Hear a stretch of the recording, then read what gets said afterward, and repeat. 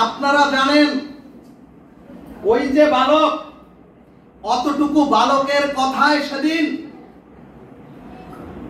বৃন্দাবনে ইন্দ্রের পূজা বন্ধ হয়েছিল, ইন্দ্রজাগ বন্ধ হয়েছিল। রাধে রাধে প্রভু। ব্রজবাসীগণ, ব্রজ গোপিকাগণ, নন্দ বাবা এবং নন্দ গোপগণ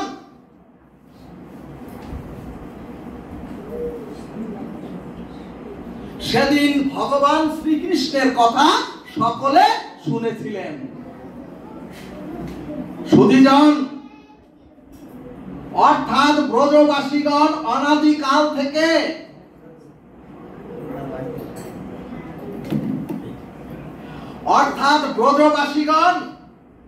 অনাদিকাল থেকে পরম্পরা ধারায় যে ইন্দ্রজাগ করিতেছিলেন,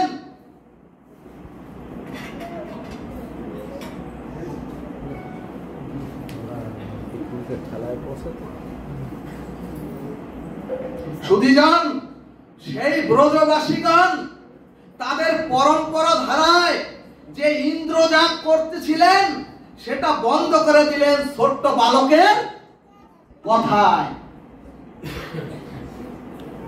ভক্তগণ, এর কারণ হলো এখান থেকে 5000 বছর পূর্বে বর্তমান পৃথিবীর প্রেক্ষাপট দেখে ভগবান শ্রীকৃষ্ণ বলেছিলেন, ওগো তোমরা বৃক্ষকে বাঁচাও। এ সমাজ, এ চরাচরের এই প্রকৃতি নিদারুণ করুণ অবস্থা দেখে 5000 বছর আগে ওই ছোট্ট বালক কৃষ্ণ বলেছিলেন, ওগো তোমরা পর্বত শৃঙ্গকে বাঁচাও। অর্থাৎ ভগবান বললেন, যেখানে বনাঞ্চল এবং যেখানে পাহাড় প্রকৃতি বিদ্যমান,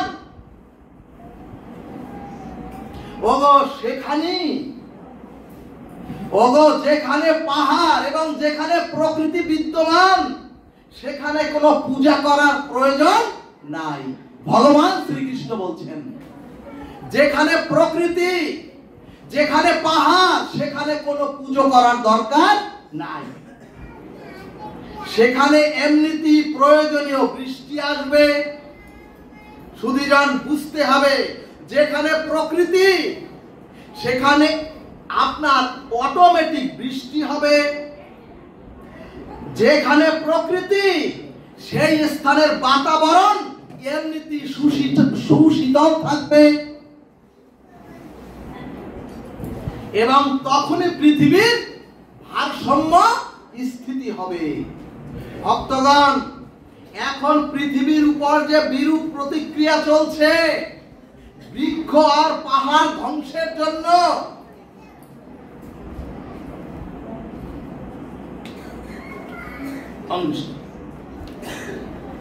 সেই স্লোগানটাই 5000 বছর আগে গোবিন্দ নিজে দিয়ে বলেছেন, বৃক্ষ রক্ষা করো, তোমরা যেখানেই পারো বৃক্ষ রোপণ করো আর পাহাড় টিলাকে রক্ষা করো। সুধীজন,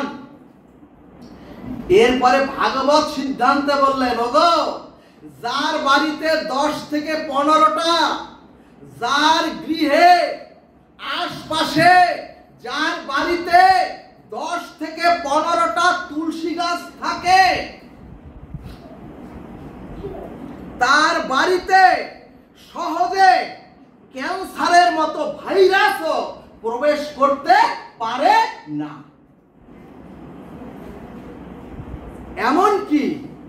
এমনকি যার বাড়িতে 15 থেকে 20টা অথবা 10 থেকে 20টা তুলসী বৃক্ষ থাকে, সেই বাড়ির কোনো মানুষ ক্যান্সারে আক্রান্ত হয় না। সুধীজন, চৈতন্য ভাগবত সিদ্ধান্তে বললেন, ওগো যার বাড়িতে শঙ্খধ্বনি, ওগো যার গৃহে উলুধ্বনি আর যার গৃহ মন্দিরে খোল করতাল বাজিয়ে সন্ধ্যাবেলা হরিনাম হয়।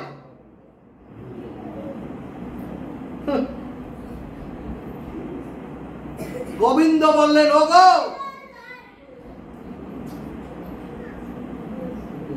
গোবিন্দ বললেন, ওগো ওই ইথার তরঙ্গ হতে তার বাড়িতে কোনো জীবাণু প্রবেশ করতেই পারে না। জয় নিতাই গৌর হরিবল।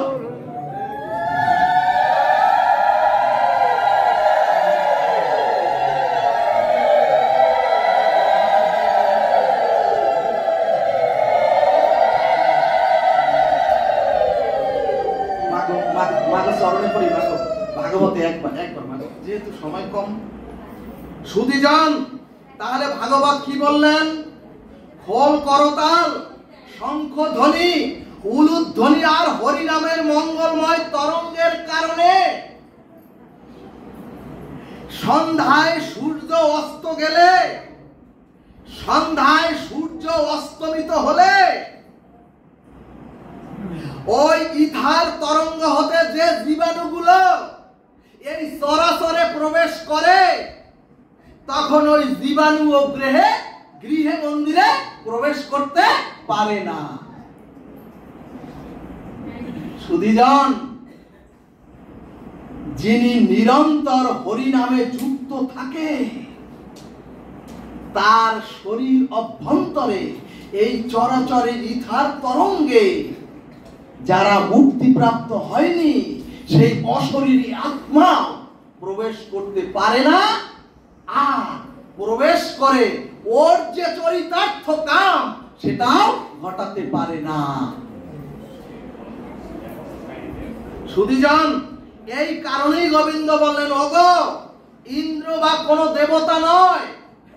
এজন্যই গোবিন্দ স্পষ্ট ভাবে বললেন, ওগো বৃন্দাবনবাসী, তোমরা ভালোভাবে শোনো, কোন ইন্দ্র বা দেবতা নয়। তোমার কর্ম, অর্থাৎ তোমরা কর্ম করলে কর্মের দ্বারাই তোমরা ফল প্রাপ্ত হবে। এখন প্রশ্ন আসতে পারে, হৃদ্দেশ অর্জুনতে স্তুতি, যে হৃদয়ে গোবিন্দ বাস করে সেখানে পাপ হয় কি করে? এই আলোর নিচে ভাগবত পাঠ করি, অথবা এই আলোর নিচে যদি আপনি তাস খেলেন, ওই তাস খেলার পাপ আলো গ্রহণ করবে না। ভাগবতের স্বীকৃতি আলো গ্রহণ করবে না। আলো হচ্ছে সাক্ষী স্বরূপ। আমার কর্মের জন্যই আমার সকল দুর্গতি। ভক্তগণ, বৃন্দাবনবাসীগণ একদিন গিরিরাজের পূজা, একদিন বৃন্দাবনবাসীগণ একদিন গিরিরাজের পূজা করতে গোবিন্দ প্রসন্ন হয়ে গিরিরাজের পূজাতেই তারা সমস্ত কিছু প্রাপ্ত হলেন। বৃন্দাবনবাসী গোবিন্দ বললেন, ওগো জীবন্ত দেবতাই হলো, ওগো জীবন্ত দেবতাই হলো তোমার গৃহের পিতামাতা, জীবন্ত দেবতাই হলো প্রকৃতি পরিবেশ।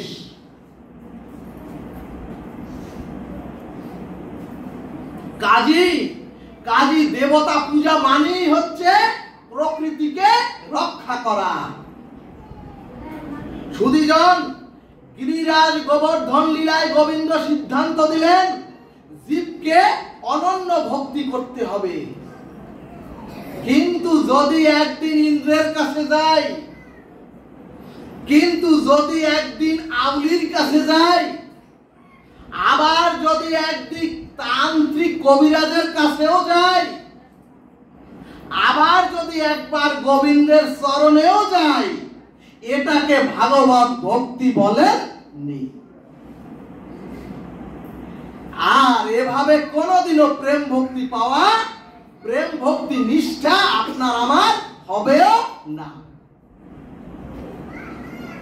শাস্ত্র দেখালেন অনাদিকালের পরম্পরায় ইন্দ্র পূজা, এক গোবিন্দের কথাতে ইন্দ্রজাত ছেড়ে দিলেন বৃন্দাবনবাসী। এরপরে ইন্দ্র যখন সামন্তমণি মেঘের দ্বারা মৃত্যুময় বজ্র আর জলোচ্ছ্বাস বৃন্দাবনের মধ্যে প্রভাবিত করে দিলেন। সুধীজন, এরপর যখন সামন্তমণি মেঘের দ্বারা মৃত্যুময় বজ্র আর জলোচ্ছ্বাস সৃষ্টি করলেন বৃন্দাবনে, তখন কিন্তু বৃন্দাবনবাসীগণ ওই যে উঁচু পাহাড়, ওই পাহাড়ের উপরে উঠলেন না। ওই বৃন্দাবনবাসীগণ কোন উঁচু বিল্ডিং এও গিয়ে উঠলেন না। সকলেই গিয়ে গোবিন্দের চরণ প্রান্তে হাজির হলেন বৃন্দাবনবাসীগণ। এখানে ভাগবত বললেন, ওগো, একেই বলে অনন্য ভক্তি। অর্থাৎ বাঁচতে হলেও তোমার চরণ ধরে বাঁচব, আর যদি মরতেও হয় মরার বেলাও হরি নাম করে তোমার চরণ ধরে মরব। সুধীজন, আমরা কেউ, হে গোবিন্দ, হে গোপাল, আমরা কেউ তোমার চরণ ছাড়া হব না। কিন্তু সুধীজন, আজ 10 দিকে ছুটে বেড়াচ্ছি আমরা প্রায় সনাতনীরাই। আজকে আমরা নবগ্রহ খুঁজি, কিন্তু আমরা গোবিন্দের অনুগ্রহ কেউ খুঁজি না। গোবিন্দ বলছেন, মাম একং শরণং ব্রজ, অর্থাৎ একমাত্র আমার শরণ নাও, একমাত্র আমার চরণে সমর্পিত হও, আমি তোমাকে রক্ষা করব।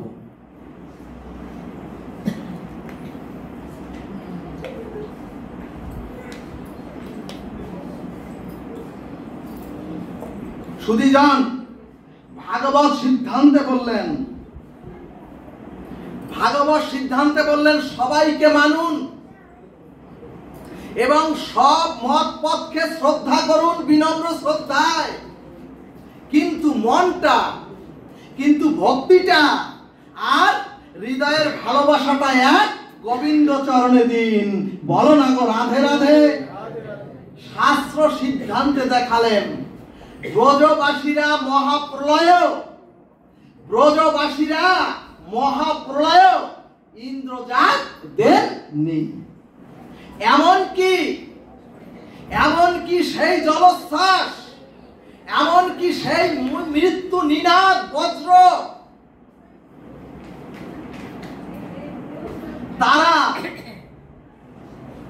তারা উপেক্ষা করে কোন বৃক্ষের গাছে ওঠেননি। অত জলোচ্ছ্বাস সেটাকে উপেক্ষা করে কোন পাহাড়ের উপরে উঠেননি।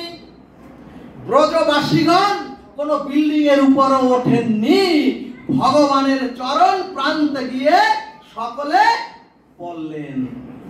সুধীজন, ভগবান বললেন, তোমরাও যখন সংকটে পড়বে, তোমরাও যখন সংসারে বিপদে পড়বে, ওগো তোমরাও যখন জীবন সংকটে পড়বে, যখন তোমরা রোগে শোকে আক্রান্ত হবে, তোমরাও অনন্য শরণাগতিতে এক ভগবানকে শরণ নাও। ভগবানই তোমাদের রক্ষা করবেন। সুধীজন, এখানে শাস্ত্র দৃষ্টান্ত দিলেন।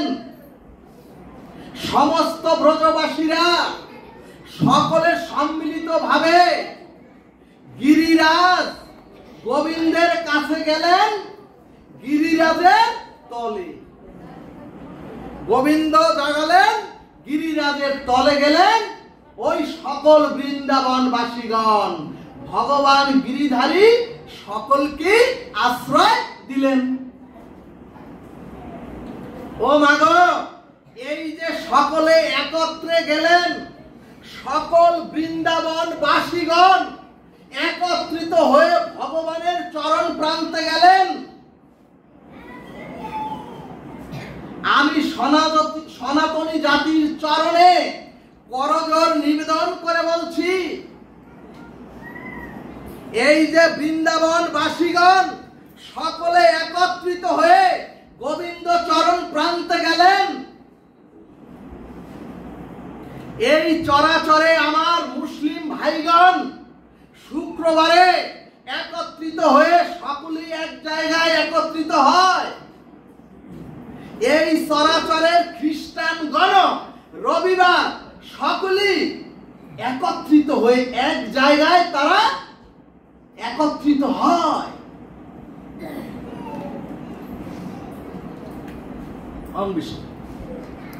কিন্তু সুধীজন, সনাতনী আমাদের এমনটা নাই কেন? ও মাগো, আজ আমাদের কৃষ্ণ মন্দির, আজ আমাদের জগন্নাথ মন্দির, আজ আমাদের হরিচাঁদ মন্দির, আজ আমাদের দুর্গা মন্দির, আজ আমাদের কালী মন্দির, এমনকি রক্ষাচণ্ডী মন্দির, এমনকি মনসা মন্দির, কিন্তু সনাতনী হিন্দুদের মিলন মন্দিরটা কোথায়? সুধীজন, কালী মন্দিরে তো বৈষ্ণবগণ যান না, আবার হরিচাঁদ ঠাকুরের ভক্তরাও কিন্তু আলাদা, কারণ বিগ্রহ আলাদা আর মন্দিরও আলাদা আলাদা। ভাগবত বলছে টিকায়। সুধীজন, কিন্তু এমন মন্দির কি হতে পারে না যেখানে কোনো বিগ্রহই থাকবে না?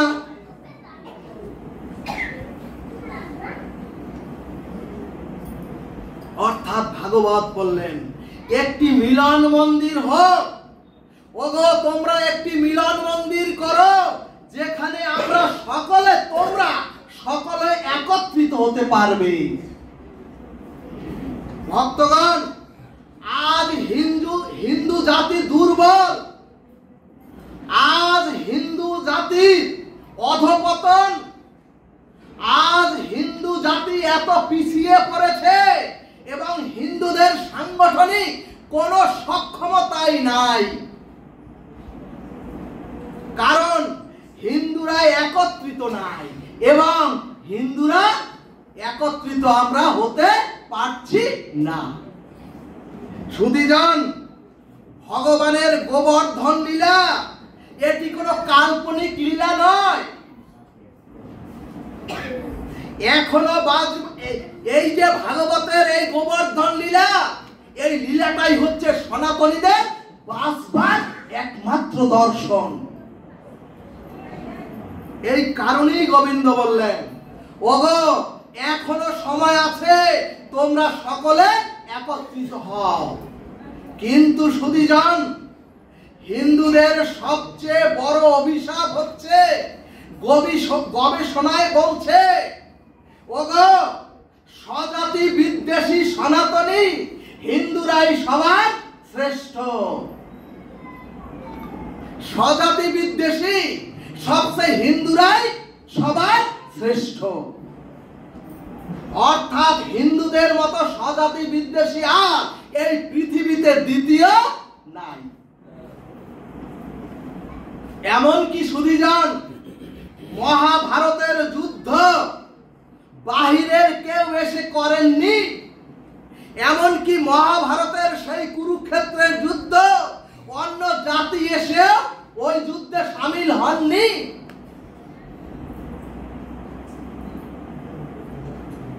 ওই কুরুক্ষেত্র সৃষ্টি করেছিলেন ভাইয়ে ভাইয়ে। সুধীজন, এবং ওই আবহাওয়া, ওই কুরুক্ষেত্রের আবহাওয়া, ওই ভাই ভাইয়ের দ্বন্দ্ব এখনো আমাদের সনাতনী হিন্দুদের মাঝে চলিতেছে নিরন্তর। ভাগবত বললেন হিন্দুরা দুর্বল, কারণ এক হিন্দু আর এক হিন্দুর বিপদে দাঁড়ায় না।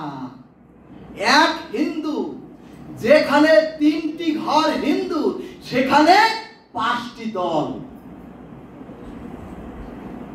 অর্থাৎ আমরা মুখে ঝুরি ঝুরি ত্যাগের কথা বললেও আমরা তিল পরিমাণ ত্যাগ করতে পারি না। ভক্তগণ, ধর্মের আধ্যাত্মিকতার প্রতি আমাদের ধর্মের কোন অনুশাসন, ধর্মের কোন আধ্যাত্মিকতা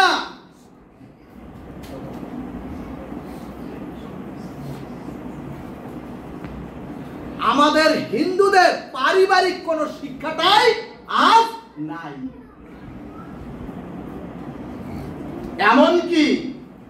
এমনকি এখন সনাতনীদের 80% লোক আমরা আহ্নিক করি না।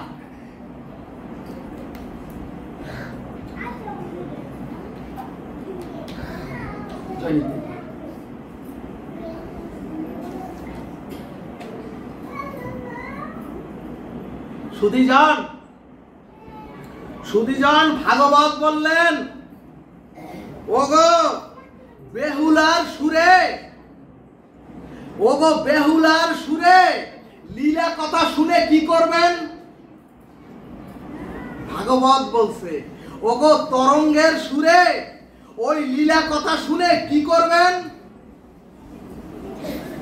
হরিনাম সংকীর্তনে কেঁদে আকুল হয়ে একেবারে প্রেমালিঙ্গন করে কি করবেন?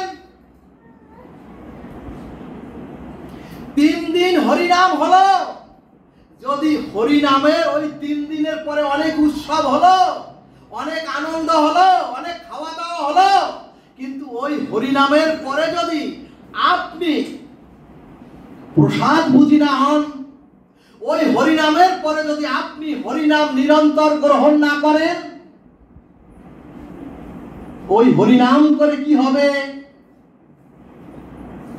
মহাপ্রভু বললেন, গৃহেতে বসিয়া সাথে পাশে মিলিয়া হাতে তালি দিয়ে হরিনাম করো।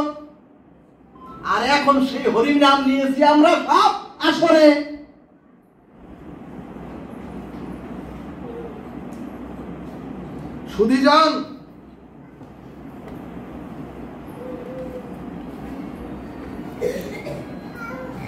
সুধীজন, সেজন্যই ভাগবত বলছেন, যদি ওই হরিনামে কাঁদেন আর লীলা কথা শোনেন করুণ সুরে, কিন্তু যদি আপনার পরিবারই ধর্মচর্চা না থাকে, যদি পরিবারের সন্ধ্যাবেলা উচ্চ শব্দে টিভি বাজে,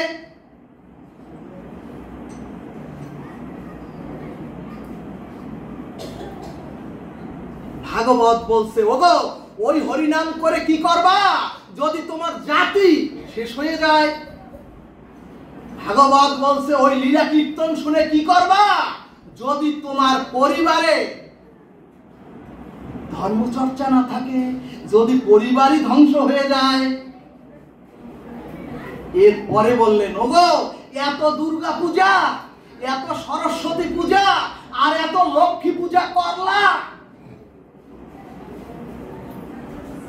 ভাগবত বলছেন, এত লক্ষ্মী পূজা, এত দুর্গা পূজা, এত কালী পূজা করে কি করবা? ভাগবত বলছে, ওগো যদি তোমার ঘরের লক্ষ্মী, ওগো যদি তোমার ঘরের লক্ষ্মী স্বরূপ মেয়েরা কোর্টে উঠে, তোমার লক্ষ্মী স্বরূপ ঘরের মেয়েরা কোর্টে উঠে বলে, এই বাবা মাকেই আমি চিনি না, ত্যাগ করলাম।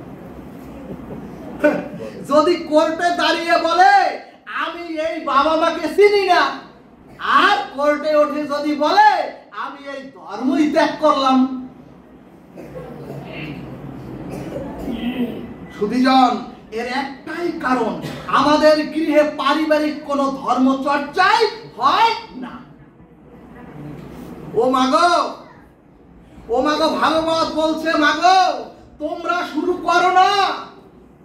ভাগবত বলছে, প্রতি গৃহে যদি একজন মা প্রতিদিন সন্ধ্যাবেলা কাসর বাজিয়ে শঙ্খ ধ্বনি করে, উলুদ ধ্বনি করে, যদি সন্ধ্যাবেলা প্রতিদিন একজন মা তোমার গৃহ মন্দিরে তুমি হরিনাম করো, তাহলে তোমার গৃহের অন্যরা যারা পতিত, যারা রোগগ্রস্ত, তারাও একদিন না একদিন ওমা তোমার চরণ প্রান্তে এসে বসবে একটু শান্তির আশায়।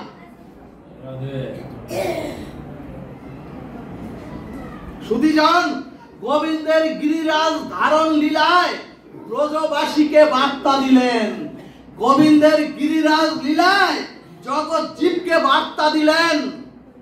ব্রজের রাখাল বালক, গাভী, নারী, পুরুষ, পিতা মাতা সকলে একত্রিত হয়ে আমার ছায়াতলে তোমরা এসে শামিল হও। ঠিক তো ধ্রুব,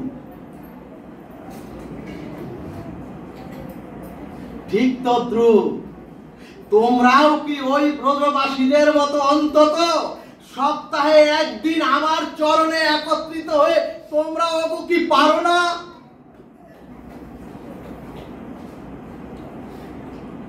এই আহ্বান ভগবান শ্রীকৃষ্ণ 5000 বছর আগে গিরিরাজ গোবিন্দ লীলার দ্বারা আমাদেরকে জানিয়ে গেলেন। কিন্তু কুম্ভকর্ণের ঘুম ভাঙল না, কিন্তু কুম্ভকর্ণের ঘুম ভাঙল না।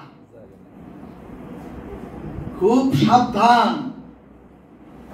খুব সাবধান।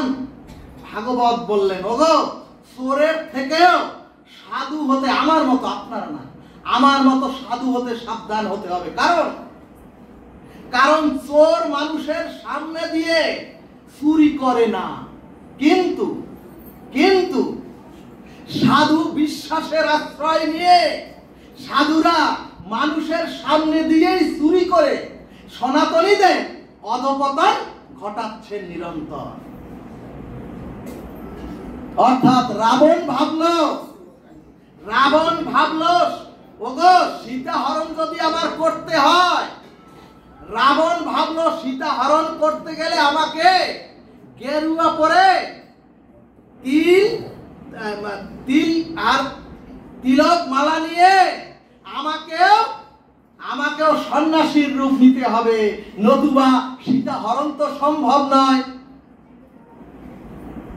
আর কালনেমি ভাবলো, এই দুজন আমাদের ত্রেতা যুগে খুব ক্ষতি করে গিয়েছেন। আর কালনেমি ভাবলো হনুমানকে আর ভগবানকে আটকাতে গেলে আমাকেও জয় শ্রীরাম বলে আমাকে সাধু সাজতে হবে। অর্থাৎ যদি পরের ক্ষতি করতে চাও, অর্থাৎ যদি পরের অমঙ্গল করতে চাও, যদি পর স্ত্রী হরণ করতে চাও, যদি ভক্তের ক্ষতি করতে চাও, আর যদি ভগবানের পথকে আটকাইতে চাও, তাহলে সাধুর বেশ ধরো। ভাগবত বললেন, সাধুরু বিশ্বাসী লোক, আমার মতো সাধু লোক, বিশ্বাসী লোক যতটা ক্ষতি করতে পারে, পিছন দিয়ে শত্রু ততটা ক্ষতি করতে পারে না। সুধীজন, এই কথা শুনে আবার সব সাধুকেই এক চোখে দেখবেন না। কারণ